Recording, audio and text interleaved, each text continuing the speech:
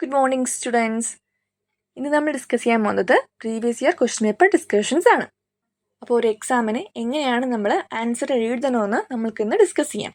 നമ്മൾ എത്ര പഠിച്ചാലും നമ്മൾ ആൻസർ ഷീറ്റ് നോക്കിയിട്ടാണ് ടീച്ചേഴ്സ് മാർക്ക് ഇടുന്നത്. അപ്പോൾ ഏത് ക്വസ്റ്റ്യൻസിന് എത്ര എഴുതണമെന്ന് നമുക്കിന്ന് പഠിക്കാം. ഓക്കെ, സോ നമ്മൾ ഡിസ്കസ് ചെയ്യാൻ എടുത്തേക്കുന്ന question paper pharmaceutical microbiology QP code 323006 question പേപ്പറാണ്. Third semester BPharm degree regular അല്ലെങ്കിൽ സപ്ലിമെൻ്ററി എക്സാമിനേഷൻസ് ജൂൺ 2024 ക്വസ്റ്റ്യൻ പേപ്പറാണ് നമ്മൾ എടുത്തേക്കുന്നത്.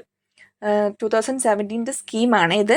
അപ്പോൾ നമുക്ക് ക്വസ്റ്റ്യനിൻ്റെ പാറ്റേൺസ് നോക്കുവാണെങ്കിൽ 10 മാർക്കിൻ്റെ ക്വസ്റ്റ്യൻ 2 ഉണ്ടാവും ഫോർ 20 മാർക്സ്, 5 മാർക്കിൻ്റെ ക്വസ്റ്റ്യൻസ് 7 ഉണ്ടാവും ഫോർ 35 മാർക്സ്, പിന്നെ 2 മാർക്കിൻ്റെ ക്വസ്റ്റ്യൻസ് 10 ഉണ്ടാവും ഫോർ 20 മാർക്സ്.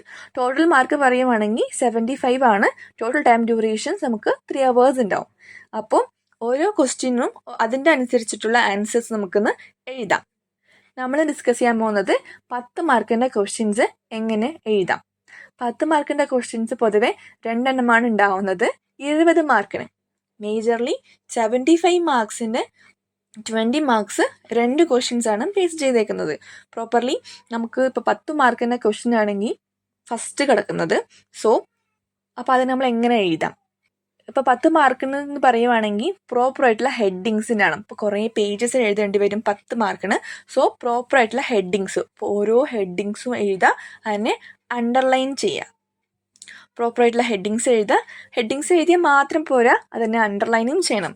അതേപോലെ മാക്സിമം പോയിൻറ്റ്സ് ആയിട്ട് എഴുതാൻ ശ്രമിക്കാം.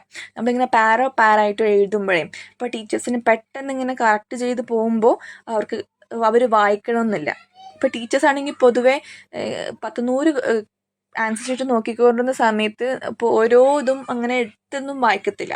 അപ്പോൾ നമ്മുടേത് യുണീക്ക് ആവണമെങ്കിൽ അപ്പോൾ നമ്മൾ പ്രോപ്പറായിട്ട് ഹെഡിങ് എഴുതണം, അതിനെ അണ്ടർലൈൻ ചെയ്യണം. ഇഫ് പോസിബിൾ എന്താണ് ഇപ്പോൾ ബ്ലൂ കളർ എഴുതിയിട്ട് ബ്ലാക്ക് വെച്ചിട്ട് അണ്ടർലൈൻ ചെയ്യുക, അല്ലെങ്കിൽ റെഡ് വെച്ചിട്ട് അണ്ടർലൈൻ ചെയ്യാം. നമ്മളെ കുഹാസ് അനുസരിച്ചിട്ട് ബ്ലാക്കും ബ്ലൂവും എഴുതണം, റെഡ് അണ്ടർലൈൻ ചെയ്യാനാണ്. ബാക്കി കളേഴ്സ് യൂസ് ചെയ്യാൻ പാടില്ല കേട്ടോ. അപ്പോൾ ഇത് മിക്സ് മാക്സ് ചെയ്യുവാണെങ്കിൽ പെട്ടെന്ന് കളർ നമുക്ക് ഐഡൻറ്റിഫൈ ചെയ്യാൻ പറ്റും. അല്ലെങ്കിൽ എഴുതുന്ന കളർ തന്നെ വെച്ചിട്ട് താഴെ ഒരു ലൈൻ മാത്രം വരച്ചാൽ മതി. പ്രോപ്പറായിട്ടുള്ള ഹെഡിങ്സ് ഉണ്ടാവണം, അണ്ടർലൈൻ ചെയ്തിരിക്കണം. പിന്നെ കീവേഡ്സ് എഴുതിയിരിക്കണം. ബിക്കോസ് നമ്മളിപ്പോൾ കീവേഡ്സ് എഴുതുമ്പോൾ എന്താണ്, എല്ലാം ചുമ്മാ അങ്ങ് എഴുതിപ്പോയാൽ പെട്ടെന്ന് ആൾക്കാർ ഇങ്ങനെ നോട്ട് ചെയ്യത്തില്ല. ബിക്കോസ് എന്താണെന്ന് വെച്ചാൽ നമ്മളിങ്ങനെ കീവേഡ്സ് എഴുതിയിട്ട് അതിന് താഴെ ഒരു ചെറിയ അണ്ടർലൈൻ അങ്ങനെ എഴുതുമ്പോൾ പെട്ടെന്ന് വായിക്കുമ്പോൾ ഈ കുട്ടിക്ക് എല്ലാം മനസ്സിലായിട്ടുണ്ട്, എല്ലാം പഠിച്ചിട്ടുണ്ട്, ഇമ്പോർട്ടൻ്റ് ആയിട്ടുള്ള കാര്യം. ഫോർ എക്സാമ്പിൾ മൈക്രോ ഓർഗാനിസംസിനെ കുറിച്ച് എഴുതുവാണെന്ന് വെച്ചോ. അപ്പോൾ അതിൻ്റെ റേഞ്ച് എഴുതാം 1 to 1000 മൈക്രോമീറ്റർ, അത് അതിൻ്റെ കീവേഡാണ്. അതങ്ങനെ എഴുതി പോകുമ്പോൾ അതിൻ്റെ താഴെ ഒരു ലൈൻ അണ്ടർലൈൻ, ചെറിയൊരു അണ്ടർലൈൻ എഴുതാം. അപ്പോൾ ഈ കുട്ടിക്കെല്ലാം മനസ്സിലായിട്ടുണ്ട്. അപ്പോൾ അതാണ് കീവേഡ്സിൻ്റെ ഒരു പ്രത്യേകത. പിന്നെ ഡയഗ്രാം വരയ്ക്കുക. അപ്പോൾ 10 മാർക്കിന് എപ്പോഴും ഡയഗ്രാം ഉണ്ടെങ്കിൽ ഡയഗ്രാം വരയ്ക്കണം. അപ്പോൾ നമ്മൾ മാർക്ക് ഡിസ്ട്രിബ്യൂട്ട് ചെയ്യുമ്പോൾ ഡയഗ്രാമിന് സെപ്പറേറ്റ് മാർക്ക് ഉണ്ട്. അപ്പോൾ ഡയഗ്രാം വരച്ചാൽ മാത്രം പോരാ, അതിനെ പ്രോപ്പറായിട്ട് അണ്ടർലൈൻ ചെയ്യണം. ഡയഗ്രാം വരച്ചിട്ട് നമുക്ക് മാർക്ക് ഫുൾ കിട്ടുമെന്ന് വിചാരിക്കേണ്ട. ഡയഗ്രാം വരച്ചാൽ അതിന് പ്രോപ്പറായിട്ട് മാർക്ക് ചെയ്ത് അതിന് പ്രോപ്പറായിട്ട് ഹെഡിങ് എഴുതിയാൽ മാത്രമേ നമുക്ക് ഡയഗ്രാമിന് ഫുൾ മാർക്ക് എടുത്തുള്ളൂ. ഇങ്ങനെ പ്രോപ്പറായിട്ടുള്ള ഹെഡിങ്, അതിന് അണ്ടർലൈന്, കീവേഡ്സ്, ഡയഗ്രാം ഇത് മൊത്തം ഉണ്ടെങ്കിൽ നമുക്ക് 10 മാർക്ക് അപ്പം തന്നെ സെക്യൂർ ചെയ്യാം. സോ ഇതിൽ ഫസ്റ്റ് ക്വസ്റ്റ്യൻ പറഞ്ഞേക്കുന്നത് explain the methods of isolations of pure culture of bacteria and describes the method of preservation of pure culture. ഇതാണ് ക്വസ്റ്റ്യൻ. അപ്പോൾ ക്വസ്റ്റ്യൻ കിട്ടിയാൽ തന്നെ നമ്മൾ എന്താക്കണം എന്ന് വെച്ചാൽ അതിനെ സെപ്പറേറ്റ് ചെയ്യണം.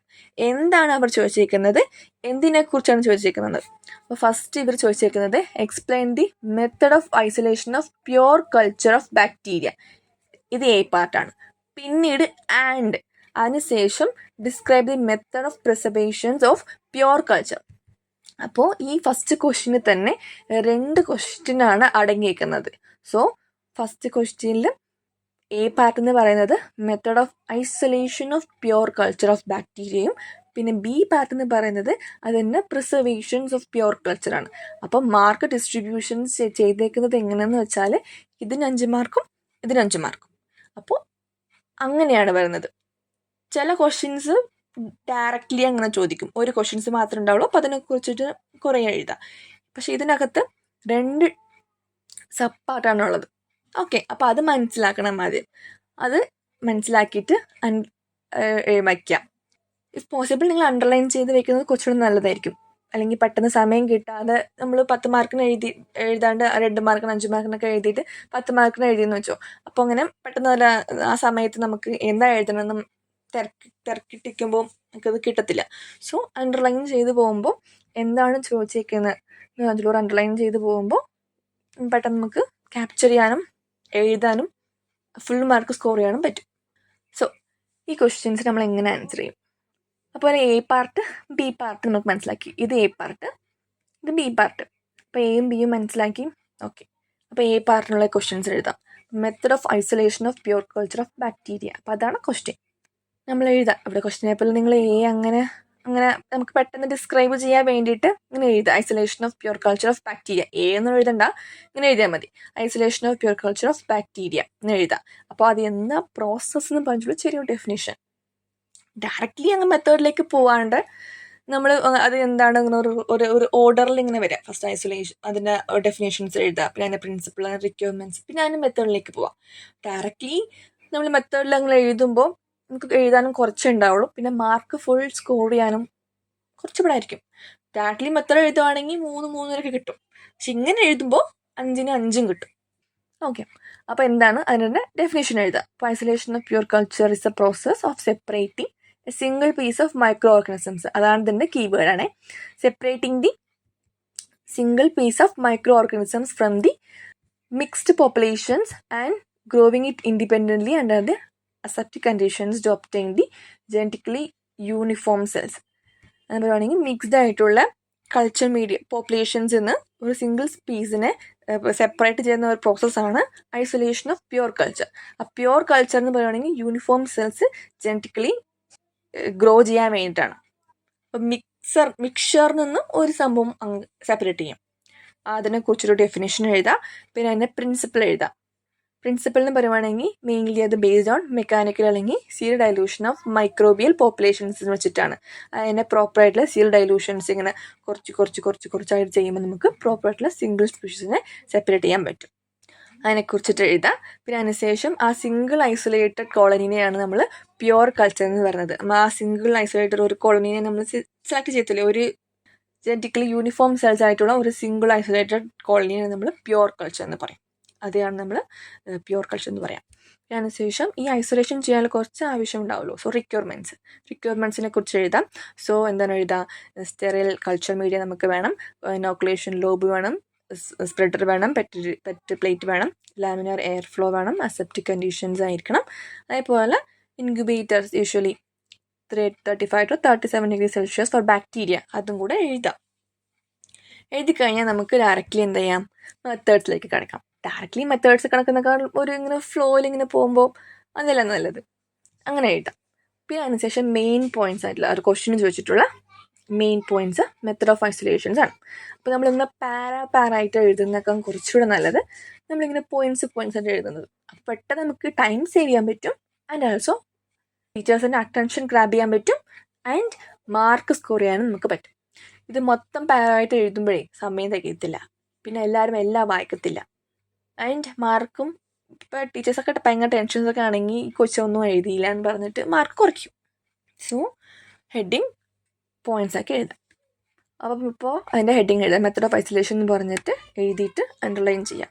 പിന്നെ ഓരോ മെത്തേഡ്സും 1, 2, 3, 4 എന്ന് പറഞ്ഞിട്ട് എഴുതിയിട്ട് അതിനെക്കുറിച്ച് 2 വാക്ക്, പിന്നെ അതിൻ്റെ അഡ്വാൻറ്റേജ് സെറ്റിംഗ്, അപ്ലിക്കേഷൻ സെറ്റിംഗ് അത് എഴുതാം. ഫസ്റ്റ് മെത്തേഡ് എന്താണ്? Streak plate method. അത് മോസ്റ്റ് വൈഡ്ലി യൂസ് ചെയ്യുന്ന മെത്തേഡാണെന്ന് എഴുതാം. പിന്നെ അതിനുശേഷം അതിനെക്കുറിച്ചിട്ട് 2 വാക്ക്, involving streaking inoculum in successive quadrants using sterile loops വെച്ചിട്ടാണ് ചെയ്യുന്നത്. അപ്പോൾ ഈ സ്ട്രീക്സ് എന്ത് ചെയ്യും? മൈക്രോബിയൽ ലോഡിനെ റെഡ്യൂസ് ചെയ്യും. അത് കാരണം നമുക്ക് എന്ത് ചെയ്യാൻ പറ്റും? ഈ ഐസൊലേറ്റഡ് കോളനീസിന് ഫൈനൽ ക്വാഡ്രൻസിനാക്കാൻ പറ്റും എന്നാണ് അത് പറഞ്ഞേക്കുന്നത്. സ്ട്രീക്ക് പ്ലേറ്റ് മെത്തേഡ് വെച്ചിട്ട് നമുക്ക് ചെയ്യാം. അതിനെക്കുറിച്ച് 2 വാക്ക് എഴുതാം. പിന്നെ അതിൻ്റെ അഡ്വാൻറ്റേജസ് ഓർമ്മ ഉണ്ടെങ്കിൽ എഴുതാം. ഇസ് ഗുഡാണ്. അപ്പോൾ അതിനെക്കുറിച്ചിട്ടുള്ളത് എന്താണ്, അത് സിമ്പിളാണ്, എക്കണോമിക്കലാണ്. നമുക്ക് ഫാർമസ്യൂട്ടിക്കൽ ലാബ്സിലൊക്കെ ഐഡിയലി നമ്മൾ ചെയ്യുന്നതാണ്. ഇപ്പോൾ മൈക്രോബയൽ ലാബിലൊക്കെ നമുക്ക് ഒരു കോളനിയിൽ സെപ്പറേറ്റ് ഉണ്ടെങ്കിൽ ഈ സ്ട്രീക്ക് പ്ലേറ്റ് മെത്തഡാണ് നമ്മൾ യൂസ് ചെയ്യുന്നത്. അത് എഴുതാം. ഇത് 2 പോയിന്റ് പെട്ടെന്ന് ഓർമ്മ ഉണ്ടാവും, അത് എഴുതാം. പിന്നെ രണ്ടാമത്തെന്ന് പറയുവാണെങ്കിൽ സ്പ്രെഡ് പ്ലേറ്റ് മെത്തഡാണ്. അതെന്ന് പറയുവാണെങ്കിൽ നോൺ വോളിയം എടുത്തിട്ട് അതിനെ ഡൈല്യൂട്ട് ചെയ്യാം. ഡൈല്യൂട്ട് ഓഫ് സാമ്പിൾ ഈ spreading using the sterile L shaped spreader വെച്ചിട്ട് ഒരു നോൺ വോളിയം എടുത്തിട്ട് സ്പ്രെഡ് ചെയ്തിട്ട് പിന്നെ അതിനെ യൂണിഫോം ആയിട്ടുള്ള കോളനീസ് അത് പ്രൊഡ്യൂസ് ചെയ്യും. അപ്പോൾ അതാണ് അതിൻ്റെ സംഭവം. അപ്പോൾ അതിന് 2 പോയിന്റ്സ് എഴുതാം. പിന്നെ അപ്ലിക്കേഷൻസ് ഉണ്ടെങ്കിൽ വയബിൾ കൗണ്ട് നമുക്ക് മെയിൻറ്റെയിൻ ചെയ്യാൻ പറ്റും. And also testing contaminations in liquid pharmaceutical preparations. ഇപ്പോൾ ലിക്വിഡ് ഫാർമസ്യൂട്ടിക്കൽ പ്രിപ്പറേഷൻസ് ഒക്കെ ആണെങ്കിൽ ലിക്വിഡ് ആയിട്ട് ഉണ്ടാവുമല്ലോ, അപ്പോൾ അതിനെ നമുക്ക് കണ്ടാമിനേഷൻസ് ചെയ്യാൻ പറ്റും.